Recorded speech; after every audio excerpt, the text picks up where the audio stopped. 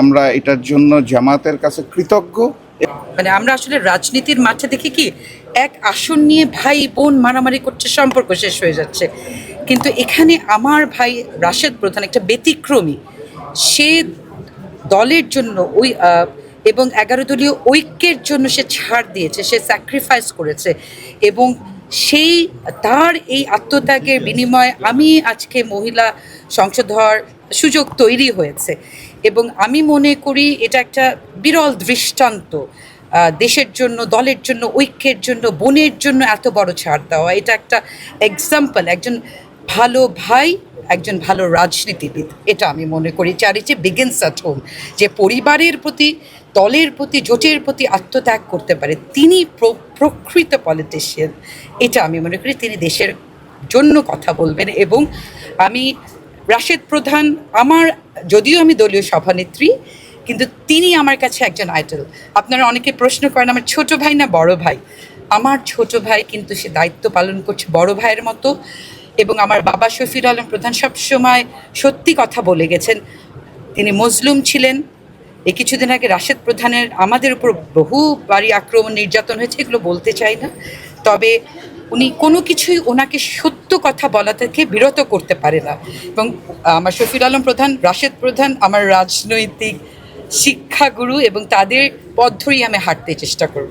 13টি আসন মনোনয়ন দিয়েছে, যার মধ্যে একজন শহীদ পরিবারের সদস্যও রয়েছে।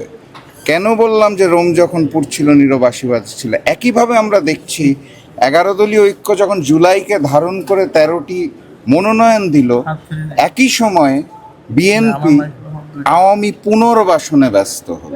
এটাই হচ্ছে পার্থক্য। আপনারা দেখবেন তারা যে বলতো যে জাতীয় সরকার গঠন করব, নির্বাচন হয়ে গেল, জাতীয় সরকার তারা গঠন করতে পারে নাই। এবং মনোনয়ন দেওয়ার ক্ষেত্রেও আপনারা খেয়াল করে দেখবেন শুধুমাত্র বিএনপি নেতৃবৃন্দ এবং জাতীয় সরকার তারা গঠন করলো আওয়ামী লীগ পুনর্বাসনের মাধ্যমে।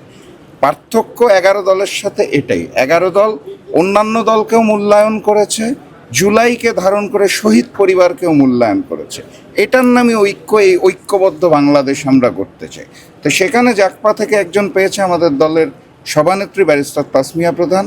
আমরা এটার জন্য জামাতের কাছে কৃতজ্ঞ, এবং একই সাথে সাথে বাকি 10টা দলের কাছেও কৃতজ্ঞ। কারণ আমরা যখন আলোচনা করেছি, আপনারা খেয়াল করেছেন জাতীয় নির্বাচনের সময় যেভাবে আসন বন্টন হয়েছিল, সেখানে জাকপা যে ছাড় দিয়েছিল সেটার মূল্যায়ন হয়েছে। এই কারণে আমরা ধন্যবাদ জানাই বাকি 10টা দলকে, জামাত সহ। কারণ এইখানে এই প্ল্যাটফর্মে আমরা ঐক্যবদ্ধভাবে কাজ করি, সংসদেও যেমন করি, রাজপথেও করি, ভবিষ্যতেও করবো ইনশাআল্লাহ। অনেকে হুমকি দামকি দিচ্ছে, এটি নিয়ে কি বলবেন? আসলে রাজনৈতিক যে শিষ্টাচার সেটি কি ফিরে আসবে আমাদের এই দেশে মনে হচ্ছে কি?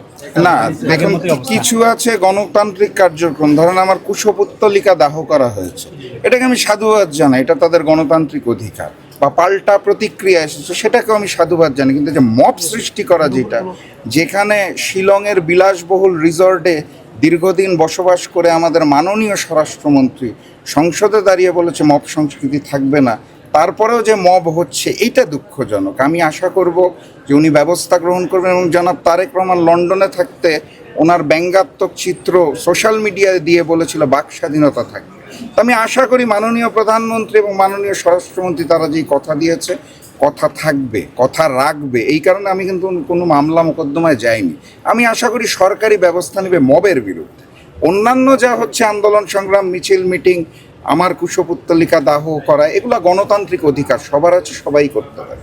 আমি ধন্যবাদ জানাতে চাই জামাতি ইসলামী নেতৃত্বাধীন 11 দলীয় জোটের এই সিদ্ধান্তকে, যারা, যেখানে দেশের মানুষ একটা অস্বস্তিকর পরিস্থিতিতে আছে, দ্বিধা বিভক্তি, সেখানে এই 11 দলীয় জোট প্রমাণ করলো একটা ঐক্যের, এবং ঐক্যের বার্তা দিল।